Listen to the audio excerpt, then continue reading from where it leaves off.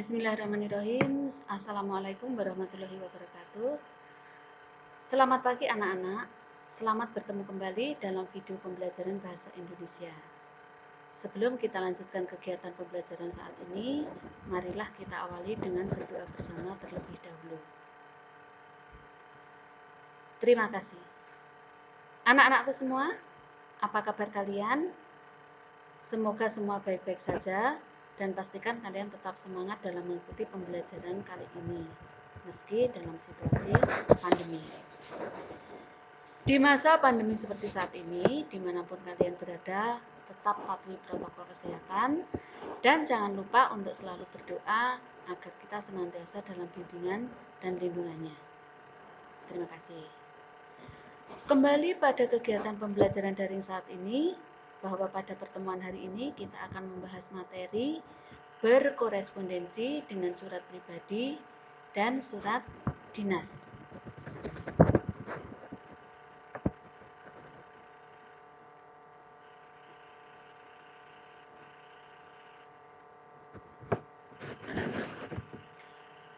Materi berkorespondensi dengan surat dinas ini memiliki kompetensi inti: 1. Menghargai dan menghayati ajaran agama yang dianutnya. 2. Menunjukkan perilaku jujur, disiplin, tanggung jawab, peduli, toleransi gotong royong, santun, percaya diri dalam berinteraksi secara efektif dengan lingkungan sosial dan alam dalam jangkauan pergaulan dan keberadaannya. 3. Memahami pengetahuan faktual, konseptual, prosedural, dan metakognitif berdasarkan rasa ingin tahunya tentang ilmu pengetahuan, teknologi, seni budaya, terkait fenomena dan kejadian tampak mata. 4. Mencoba mengolah, menyaji dalam ranah konkret, menggunakan, mengurai, merangkai, memodifikasi, dan membuat, dan ranah abstrak, menulis, membaca, menghitung, menggambar, dan mengarang sesuai dengan yang dipelajari di sekolah dan sumber lain yang sama dalam sudut pandang dan teori. Kompetensi dasar dalam pembelajaran berkorespondensi dalam surat pribadi dan surat dinas ini adalah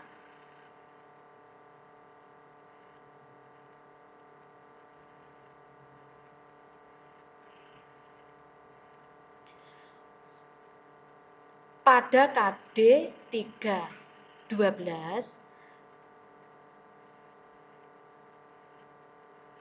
menelaah unsur-unsur dan kebahasaan dari surat pribadi dan surat dinas yang dibaca dan didengar.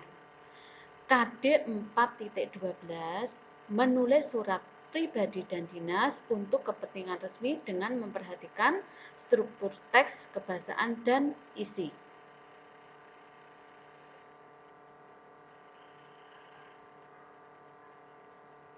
Indikator dalam pembelajaran ini adalah 1. Menjelaskan perincian unsur dan struktur surat pribadi dan surat dinas. 2. Menyimpulkan prinsip penggunaan kata, kalimat, paragraf pada surat pribadi dan surat dinas. 3. Melengkapi surat pribadi dan surat dinas sesuai struktur dan kaidah kebahasaan. Dan yang selanjutnya adalah merencanakan penulisan surat pribadi dan surat dinas, menuliskan surat pribadi dan surat dinas dengan memperhatikan pilihan kata, kelengkapan struktur, dan kaidah penggunaan kata atau kalimat. Dalam hal ini adalah tanda baca dan bacaan. Yang terakhir adalah indikatornya menyunting surat pribadi dan surat dinas dari segi isi, struktur, dan bahasa. Dari pembelajaran berkorespondensi dengan surat pribadi dan surat dinas ini diharapkan selesai pembelajaran nanti tujuan pembelajarannya adalah 1. Mampu mengenali ciri umum teks dari segi topik yang dibahas, isi, dan aspek kebahasaan. 2. Mendaftar kata, kalimat dengan surat pribadi dan surat dinas pada teks yang dibaca dan didengar. 3. Menjelaskan perincian unsur dan struktur surat pribadi dan surat dinas. Menyimpulkan prinsip penggunaan kata, kalimat, paragraf pada surat pribadi dan surat dinas. Menentukan, memperbaiki kesalahan penggunaan tanda baca atau ejaan. Melengkapi surat pribadi dan surat dinas sesuai struktur dan kaidah kebahasaan. Memahami isi surat dinas dan surat pribadi, dan yang terakhir adalah mampu menyimpulkan isi surat tersebut.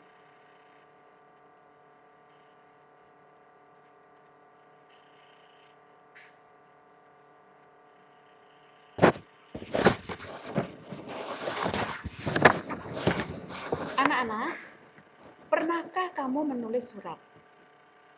Tahukah kamu bahwa surat dapat digunakan untuk mengungkapkan aspirasi, misalnya surat untuk presiden. Selain mengungkapkan aspirasi, surat dapat digunakan untuk mengekspresikan rasa rindu kepada teman yang jauh.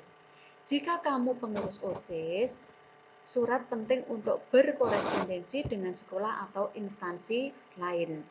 Oleh sebab itu, kamu perlu berlatih memahami, menelaah, dan menulis surat. Kemampuan menulis surat sangat diperlukan bagi semua profesi. Melalui surat ini, kamu akan mampu mengekspresikan segala apa yang ada di dalam pikiran dan perasaan kalian. Dan melalui unit ini, kamu akan belajar mengungkapkan pikiran, perasaan, dan aspirasi menggunakan bahasa Indonesia. Ayo dengan menggunakan surat kita belajar dengan bersungguh-sungguh.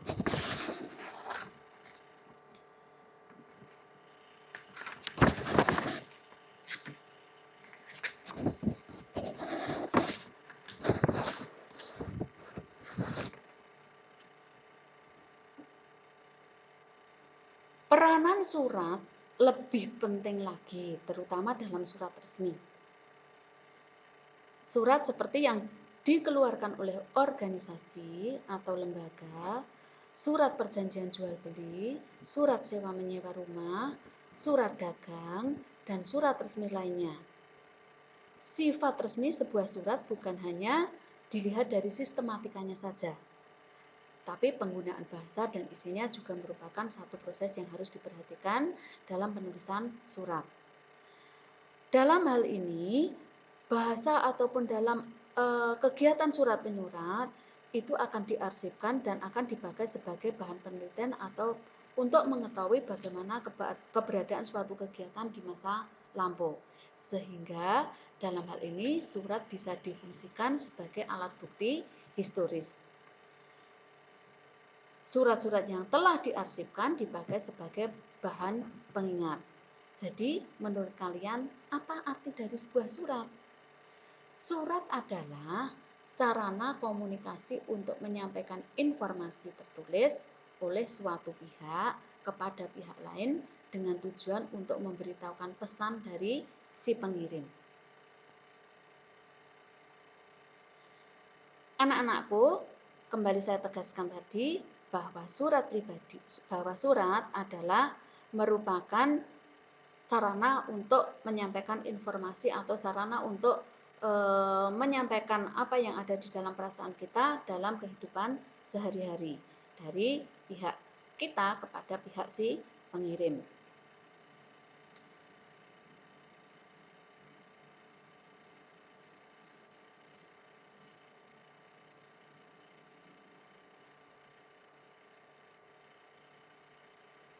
Surat dibedakan menjadi dua, yaitu satu, surat pribadi. Dua, surat dinas. Yang pertama dulu, surat pribadi. Surat pribadi adalah bentuk komunikasi tertulis yang dikirim dari seseorang yang bersifat pribadi dan ditujukan kepada orang lain atau kepada sebuah instansi. Pada dasarnya, surat pribadi itu sifatnya adalah lebih bebas dan berisikan masalah atau informasi yang sifatnya adalah pribadi sesuai dengan jenisnya, yaitu surat pribadi. Penggunaan bahasa biasanya disesuaikan dengan penerima atau yang kamu tuliskan dalam alamat surat tersebut. Dalam beberapa surat, kamu bisa menggunakan bahasa yang lebih santai, tetapi tentu saja kamu harus memperhatikan etika dan sopan santun dalam berkirim surat. Surat pribadi berdasarkan tujuannya dibedakan lagi menjadi beberapa macam. Yang pertama adalah surat pribadi perorangan, di mana surat pribadi tersebut adalah merupakan surat yang ditulis dari seseorang ditujukan kepada orang lain, yang dalam hal ini adalah surat tersebut biasanya adalah dari kita kepada teman atau dari kita kepada keluarga dengan menggunakan bahasa pergaulan sehari-hari, meskipun tetap menggunakan etika berbahasa yang sopan. Kemudian surat pribadi atau jenis surat pribadi yang kedua adalah surat pribadi yang ditujukan untuk instansi. Dalam hal ini adalah merupakan surat yang ditulis kepada sebuah instansi, namun berisi tentang kepentingan pribadi. Misalkan surat yang ditujukan kepada kantor, surat izin tidak masuk karena sakit, atau surat undangan untuk mengikuti kegiatan yang bersifat pribadi. Oleh karena itu, surat pribadi cenderung menggunakan bahasa yang sifatnya adalah bersifat tidak terlalu resmi atau tidak baku, tetapi unsur atau keutamaan dalam etika itu masih diutamakan. Dalam surat ini sebaiknya kamu menggunakan bahasa yang baku. Jadi perbedaannya surat pribadi yang untuk perorangan tadi kita pasti bisa menggunakan menggunakan bahasa sehari-hari atau bahasa yang tidak baku, tetapi apabila surat tersebut adalah untuk instansi, meskipun surat itu adalah surat pribadi, surat tersebut dengan menggunakan bahasa yang baku karena ditujukan kepada instansi.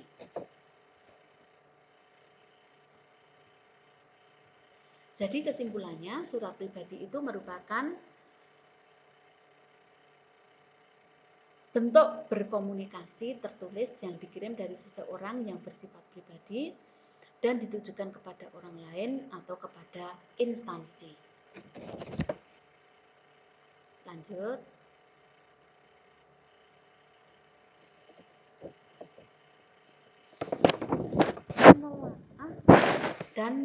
Menelaah struktur dan unsur-unsur atau bahasa dalam surat pribadi. Kalian perhatikan pada slide berikut bahwa di situ ada salah satu contoh surat pribadi, yang mana dalam surat pribadi tersebut terdiri dari bermacam-macam unsur atau dalam hal ini adalah struktur. Dimulai yang pertama adalah bahwa surat pribadi tersebut yang pertama adalah tempat dan tanggal surat, di mana dalam tempat dan tanggal surat tersebut kita menuliskan di mana surat tersebut ditulis, seperti di contoh dalam slide itu adalah Jakarta 9 September 2016. Berarti surat tersebut ditulis di kota Jakarta pada tanggal 9 September 2016. Atau dengan contoh yang lain misalnya Girimarto 2 Januari 2021 atau Jakarta 15 Desember 2020. Itu tentang tempat dan tanggal penulisan surat. Jadi meskipun surat pribadi, tetap saja penulisan tanggal dan tempat itu adalah hal yang utama atau hal yang baku. Yang kedua, tujuan surat. Tujuan surat itu adalah merupakan alamat atau siapa yang akan kita tuju dalam kita menulis surat pribadi tersebut. Di situ dicontohkan untuk orang tuaku tercinta di Yogyakarta. Berarti ini adalah surat pribadi dari seorang anak kepada orang tua. Itu adalah tujuan surat atau sering juga dinamakan sebagai alamat surat. Selanjutnya adalah unsur atau struktur yang ketiga adalah salam pembuka. Contoh pada slide tersebut di situ dituliskan salam pembukanya bernuansa Islami, atau dalam hal ini ada kita contohkan dengan menggunakan kata Assalamualaikum warahmatullahi wabarakatuh. Tetapi tidak hanya itu saja, salam pembuka itu bermacam-macam. Misalnya salam pembuka itu bisa menggunakan kata dengan hormat, bisa juga menggunakan halo sahabat, atau bisa menggunakan dengan salam-salam yang biasa kalian gunakan untuk percakapan dalam kehidupan sehari-hari. Selanjutnya adalah isi surat, di mana dalam isi surat, meskipun itu surat pribadi, isi surat itu sebenarnya terdiri dari 3 hal, yaitu yang pertama adalah paragraf pembuka, kemudian isi surat atau inti dari apa yang ada di dalam surat tersebut, dan yang ketiga adalah paragraf penutup. Kita mulai yang pertama dulu adalah berkaitan dengan paragraf pembuka. Itu pada paragraf pembuka, pada slide tersebut dicontohkan, apa kabar Pak, Bu? Mudah-mudahan Bapak dan Ibu dalam keadaan sehat dan walafiat. Itu merupakan paragraf pembuka yang menyatakan atau menanyakan tentang awal dari sebuah surat tersebut dengan menggunakan kalimat-kalimat yang untuk memulai suatu percakapan. Misalnya paragraf pembuka itu bisa juga selain menanyakan kabar seperti yang ada di dalam slide tersebut, misalnya bagaimana kabarmu? Semoga kamu sehat dan bahagia. Atau dengan surat ini saya orang tua dari Bagas, misalnya seperti itu, adalah merupakan contoh-contoh dari paragraf pembuka. Nah, di dalam isi surat tersebut yang kedua adalah merupakan isi surat, di mana isi surat itu menegaskan tentang maksud utama dari kita mengirim surat tersebut. Kalau di slide tersebut intinya adalah menanyakan keberadaan dari orang tua dan menanyakan kapan orang tua tersebut akan pulang ke Jakarta. Nah, bisa juga dengan contoh yang lain, misalnya isi atau paragraf isi tersebut bisa diganti dengan minggu lalu kami sekelas berwisata ke Yogyakarta, atau berwisata ke Borobudur. Bisa juga dengan menggunakan misalnya isi atau paragraf isi pada surat pribadi itu menceritakan, memberitahukan bahwa anak saya Bagas tidak masuk sekolah karena sakit. Itu adalah inti atau pokok utama yang dibicarakan dalam surat pribadi tersebut. Bagian isi atau penutup paragraf, misalnya di dalam slide tersebut, sekian dulu surat dari Ananda. Ananda tunggu balasan surat dari Bapak dan Ibu. Itu apabila pada slide yang ada dalam contoh tersebut.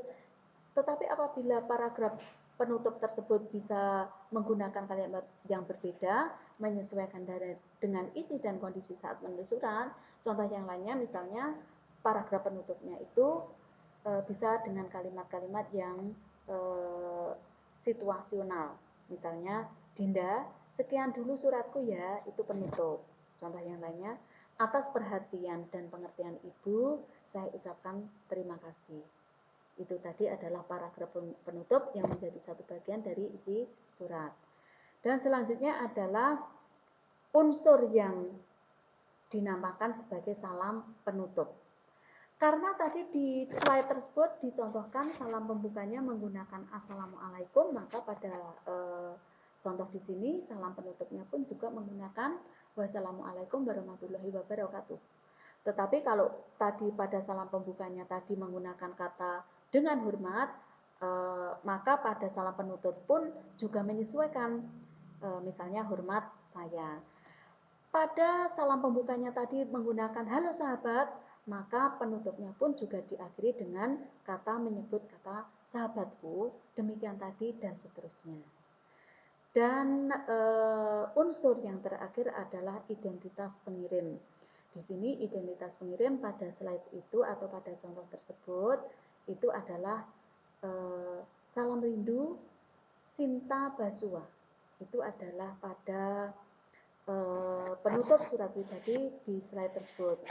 Tetapi apabila kalian menggunakan kata-kata yang lain, tentunya dengan menyesuaikan dengan situasi dan kondisi saat kalian menulis surat. Itu tadi adalah unsur-unsur atau struktur dari surat pribadi. Selanjutnya adalah ciri atau penggunaan bahasa. Seperti yang saya sampaikan tadi bahwa surat pribadi itu adalah ditujukan dari kita kepada perorangan atau dari kita kepada instansi atau ke dinas, maka dalam hal ini surat pribadi ini memiliki ciri atau menggunakan bahasa-bahasa yang berbeda. Cirinya adalah yang pertama, pilihan katanya atau pilihan kata sapaannya bersifat pribadi. Dalam hal ini adalah katanya lebih ke emotif dan ekspresif. Apa sebenarnya yang dimaksud dengan emotif? Emotif di sini adalah berhubungan dengan emosi atau dalam surat tersebut bahasa-bahasanya itu bersifat menimbulkan atau membangkitkan emosi. Kemudian kalau bersifat ekspresif artinya adalah bahasa-bahasa yang digunakan itu mampu memberikan atau mengungkapkan gambaran atau maksud yang ada pada gagasan dalam atau perasaan diri si penulis surat tersebut.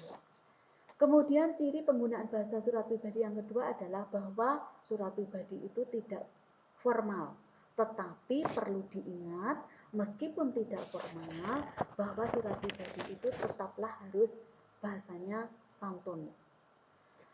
Ciri penggunaan bahasa surat pribadi yang ketiga adalah pilihan ragam bahasanya tergantung kepada siapa penerima surat tersebut. Maksudnya, kita mengirim surat itu bahasa yang kita gunakan kalau kita mengirim surat dengan teman sebaya berbeda kalau kita menggunakan bahasa yang ditujukan surat tersebut kepada orang yang lebih tua atau orang yang kita hormati. Itu maksudnya adalah bahasa yang digunakan tergantung dari siapa penerima surat tersebut. Sehingga maksud dan tujuan surat yang kita tulis tadi benar-benar mampu atau dimengerti oleh penerima surat tersebut dan juga tetap mengutamakan etika. Kemudian ciri bahasa penggunaan bahasa surat pribadi yang selanjutnya adalah menggunakan sapaan. Jadi kita seakan-akan seperti berbicara dengan orang yang ada atau orang yang akan kita kirim surat tersebut. Seperti kita sedang bercakap-cakap atau seperti kita sedang berbicara. Selanjutnya adalah penggunaan bahasa surat pribadi yang terakhir adalah menggunakan kata ganti orang pertama untuk pengirim dan kata ganti kedua untuk si penerima. Kata ganti orang pertama maksudnya di sini adalah menggunakan kata orang yang berbicara itu biasanya menggunakan kata aku, saya, atau menyebut nama itu menggunakan kata-kata ganti untuk si pengirim itu dalam mengungkapkan bahasanya dalam bahasa surat pribadi itu menggunakan kata tersebut. Kemudian menggunakan kata ganti kedua atau yang ditujukan kepada penerima, misalnya kepada Anda, saudara, kemudian kamu, engkau, atau menyebut nama dari yang kita kirim surat tersebut.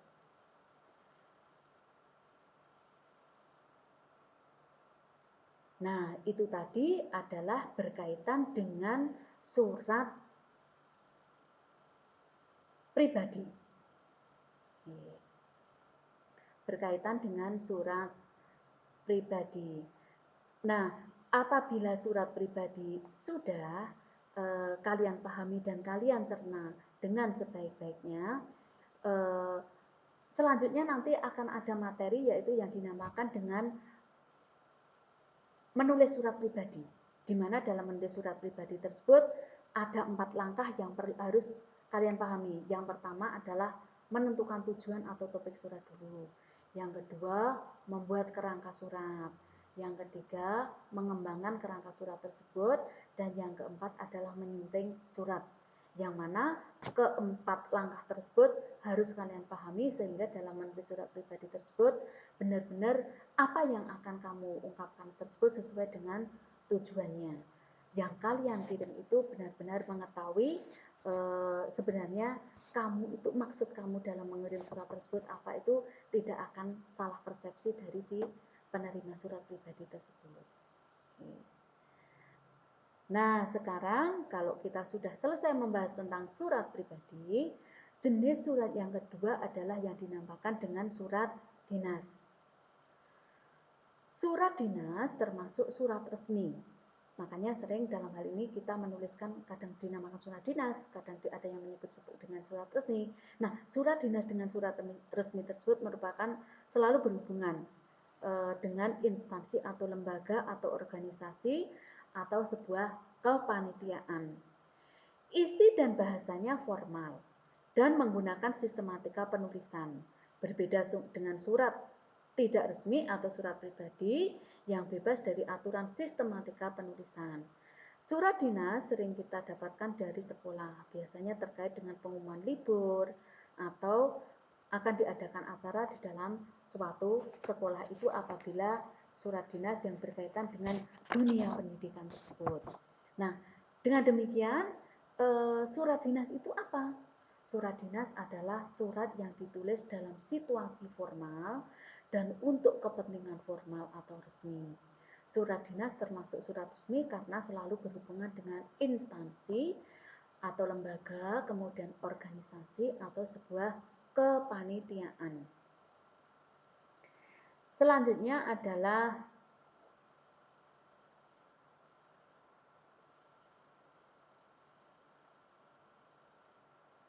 sistematika atau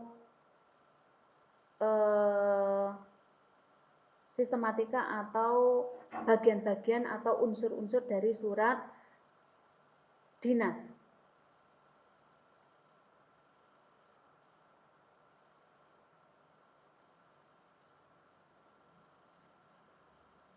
Ada beberapa bagian atau ada beberapa unsur dari surat resmi atau surat dinas. Yang pertama, sistematikanya tersebut adalah yang paling atas itu dinamakan sebagai kop surat atau kepala surat. Kemudian yang kedua atau disebut dengan tanggal surat. Yang ketiga ada identitas surat. Kemudian yang keempat lampiran surat. 5 perihal surat, 6 alamat surat, 7 salam pembuka, 8 isi surat, 9 penutup surat, 10 salam penutup, dan 11 adalah identitas si pengirim surat. Kita bahas satu persatu. Yang pertama dulu adalah kop surat. Yang paling atas atau paling awal kita untuk membuat surat resmi atau surat dinas itu yang disebut adalah kop surat, di mana kop surat tersebut berisi logo instansi atau organisasi atau kepanitiaan jika ada. Itu biasanya terletak di sebelah kiri. Di sebelah kiri. Kemudian nama instansi, nama organisasi atau kepanitiaan biasanya dalam hal ini ditulis dengan menggunakan huruf kapital keseluruhannya pada satu baris pertama atau baris paling atas. Kemudian baris kedua berisi alamat sekretaris instansi organisasi atau kepanitiaan. Kemudian selanjutnya adalah kata jalan. Pada penulisan alamat tidak boleh disingkat. Ingat bahwa penulisan alamat tidak boleh disingkat. Kata nomor, desa, kelurahan, kecamatan, dan kabupaten boleh disingkat sesuai dengan ketentuan singkatan yang berlaku. Jadi perlu diingat, alamat surat itu tidak boleh disingkat. Kecuali adalah penulisan desa, penulisan jalan, itu bisa, tetapi bisa disingkat. Tapi untuk penulisan alamat tidak boleh disingkat. Yang kedua adalah tanggal surat. Sama seperti dengan surat pribadi tadi, bahwa dalam surat resmi ini juga menggunakan tanggal surat. Hanya saja untuk surat resmi atau surat dinas ini, pada saat kita menuliskan tanggal surat, kita tidak perlu menuliskan nama kota di awal tanggal penulisan tanggal tersebut. Mengapa? Karena alamat suratnya atau alamat saat kita menulis surat sudah ditulis dengan sangat lengkap sekali pada kop surat. Oke, itu yang membedakan penulisan tanggal surat di surat pribadi dan surat dinas. Kenapa justru di surat dinas atau surat resmi nama tempat tidak ditulis sebelum penulisan tanggal surat? Karena alamat Di mana kita menulis surat sudah ditulis secara lengkap di kop surat. Kemudian identitas surat. Identitas surat itu terdiri dari nomor surat. Nomor ini berisi nomor urut atau nomor urutan singkat atau nama instansi pengirim atau pembuat surat yang ditulis dengan angka Romawi, tahun dan tahun pembuatan surat tersebut. Kemudian pada identitas surat itu juga ditulis lampiran dengan ketentuan penulisan, jumlah lampiran ditulis dengan menggunakan kata, bukan menggunakan angka. Perlu kalian ingat. Jika tidak ada lampiran, hilangkan penulisan lampiran. Jadi dalam hal ini adalah apabila surat dinas tersebut tidak menyertakan atau mencantumkan atau tidak disertai dengan lampiran, maka lampiran tidak perlu ditulis. Kemudian perihal atau hal, ini berupa maksud. Maksudnya apa? Surat tersebut berisi apa? Atau penyampaian surat itu ditulis dengan menggunakan ditulis secara singkat saja. Ini hanya untuk mengetahui bahwa surat tersebut berisikan tentang hal apa. Lanjut, alamat surat. Alamat surat ini tidak boleh menggunakan kata kepada sebelum kata YTH. Jadi langsung menuliskan YTH, misalnya dalam slide tersebut dituliskan YTH wali murid Sofia Nazila. Tidak perlu menggunakan kata kepada YTH. Cukup ditulis YTH wali murid Sofia Nazila. Kemudian penerima surat ditulis dengan kapital sesuai aturan ejaan bahasa Indonesia.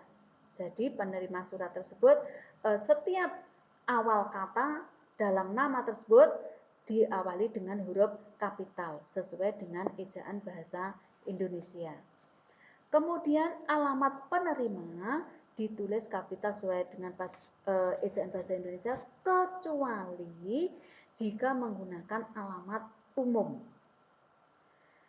Kemudian pada alamat surat tidak boleh menyingkat kata jalan. Tidak boleh juga menggunakan tanda titik pada akhir alamat. Ingat, akhir alamat setelah dituliskan nama kota tidak perlu kita menggunakan tanda titik. Lanjut, salam pembuka. Dalam surat dinas atau surat resmi, karena saja bersifat resmi, bersifat untuk kedinasan, maka untuk salam pembukanya itu selalu menggunakan kata dengan hormat. Dengan hormat atau salam hormat. Tetapi ada juga beberapa yang menggunakan berdasarkan keyakinan yang dianut, misalnya Assalamualaikum atau salam sejahtera. Itu sah-sah saja untuk salam pembuka di dalam surat dinas atau surat resmi. Dan dalam surat pembuka tersebut, salam pembuka tersebut selalu diakhiri tanda koma pada akhir salam. Ingat itu, bukan tanda titik tetapi dengan menggunakan tanda koma. Unsur yang selanjutnya adalah kalimat pembuka. Sama seperti di surat pribadi tadi, dalam isi surat itu terdiri dari paragraf pembuka, isi atau inti kalimat surat tersebut, dan yang terakhir adalah paragraf penutup. Di kalimat pembuka biasanya adalah kalimat pembuka itu berisi diawali dengan ini atau sehubungan dengan atau berdasarkan dengan atau dalam rangka atau dalam upaya untuk, itu adalah biasa kata-kata yang biasa digunakan untuk menuliskan kalimat pembuka dalam surat dinas. Selanjutnya adalah isi surat. Isi surat berisi penulisan hari, tanggal, waktu, dan tempat acara saat acara tersebut akan diselenggarakan. Jadi jelas hari, tanggal, waktu, tempat itu ditulis dengan menggunakan huruf kecil. Kemudian isian dari bagian-bagian tersebut ditulis dengan kapital, yang memiliki aturan ditulis kapital, misalnya nama hari, bulan, dan tempat itu diawali dengan penggunaan huruf kapital. Kemudian unsur yang berikutnya adalah kalimat penutup. Ada kalimat pembuka dengan ada juga dengan kalimat penutup. Hindari penggunaan klitiknya, tetapi harus menggunakan kata sapaan bapak atau ibu atau saudara. Jadi dalam kalimat penutup tersebut tidak menggunakan kata banyak atau sebelum atau setelah pada saat kita menuliskan ucapan terima kasih. Salam penutup. Pada salam penutup tersebut, seperti kalau tadi kita menggunakan hormat saya atau hormat kami, maka dalam hal ini adalah itu karena menyesuaikan. Di atas tadi kita sudah menggunakan salam pembukanya dengan hormat. Jadi menyesuaikan dari apa yang sudah kita gunakan di awal penulisan surat tadi. Dan apabila pada saat tadi kita menuliskan salam pembukanya tadi menggunakan salam berdasarkan keyakinan yang dianut, maka penutupnya pun juga menggunakan kata wassalam, menggunakan tanda baca pada akhir salam.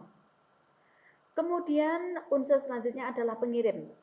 Penulisan orang yang mengirim surat dengan urutan jabatan diakhiri dengan tanda koma. Tanda tangan, nama peserta, gelar, nomor induk pegawai jika ada, dan stempel jika ada. Dan yang terakhir adalah tembusan. Ditulis hanya jika tembusan itu ada, sama seperti dengan lampiran tadi. Lampiran itu apabila ada lampiran maka kita perlu menuliskan lampiran. Tetapi bila tidak ada, tidak perlu, sama seperti di tembusan. Tembusan pun juga apabila ada kata tembusan tersebut atau tembusannya itu ditujukan kepada siapa ada, itu kata tembusan dituliskan.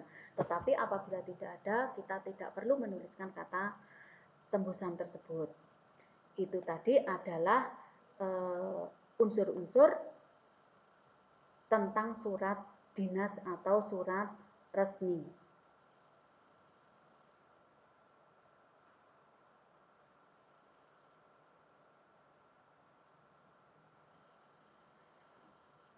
Selanjutnya adalah berkaitan dengan bahasa yang digunakan dalam surat dinas. Sama seperti dengan surat pribadi tadi, bahwa dalam surat dinas ini kita wajib memilih kata-kata sapaan yang bersifat formal sesuai dengan bahasa yang digunakan dalam surat dinas. Kemudian yang kedua adalah bahwa dalam surat dinas tersebut bahasa yang digunakan adalah dengan menggunakan bahasa ragam baku. Maksudnya apa bahasa ragam baku? Bahasa ragam baku adalah kata yang telah ditentukan pada suatu kaidah tertentu di Kamus Besar Bahasa Indonesia yang menjadi acuannya. Jadi kita tidak boleh menggunakan kata-kata yang tidak baku meskipun kata tersebut sopan, tetapi dalam penggunaan surat dinas, penggunaan bahasa dalam surat dinas ini adalah mengutamakan atau menggunakan bahasa-bahasa yang bentuknya atau menggunakan bahasa ragam baku. Selanjutnya adalah kita menelaah kesalahan dalam penulisan surat. Di sini adalah surat dinas utamanya. Yang pasti adalah kalian perhatikan pada slide tersebut. Misalnya di situ kita perhatikan ada contoh Balai Pendidikan dan Latihan Keuangan Malang, Jalan B, Sempor nomor 28 Malang 6515, telepon 0341 77 6345 725541. Kenapa pada penulisan kop surat tersebut dikatakan salah? Karena seperti tadi sudah saya sampaikan bahwa alamat surat itu tidak boleh disingkat. Singkatan nama orang digunakan hanya untuk jalan yang diperbolehkan atau sudah menjadi kebiasaan, misalnya dalam MT Haryono. Kita tidak perlu menuliskan kata-kata tersebut lengkap, tetapi sudah menjadi pembiasaan menggunakan kata MT Haryono. Jadi dalam ini kesalahannya di mana? Jalan B Sempor. Itu harusnya Jalan Bendungan Sempor nomor 28. Itu misalnya. Kemudian penanggalan surat. Penanggalan surat di sini 4 Juni 19 atau 4 garis 6 garis 2019. Itu salah dalam penulisan surat dinas. Kenapa salah? Karena penggunaan tanda titik pada akhir penanggalan, pemakaian singkatan, penggunaan angka untuk bulan, dan penggunaan nama kota tidak diperbolehkan. Jadi yang benar adalah penulisan surat itu misalnya seperti pada slide yang sudah saya contohkan tadi, 4 Juni 2015. Kemudian untuk hal, misalnya di situ ada contoh, hal permohonan penceramah. Kenapa itu dikatakan salah? Hal permohonan penceramah. Yang kedua masih salah. Yang ketiga pun juga masih salah. Tadi sudah dijelaskan bahwa kata-kata dalam hal itu tidak perlu menggunakan titik. Sama seperti pada saat kita menuliskan alamat surat. Yang selanjutnya adalah kita menelaah kesalahan-kesalahan yang terjadi pada penulisan surat dinas.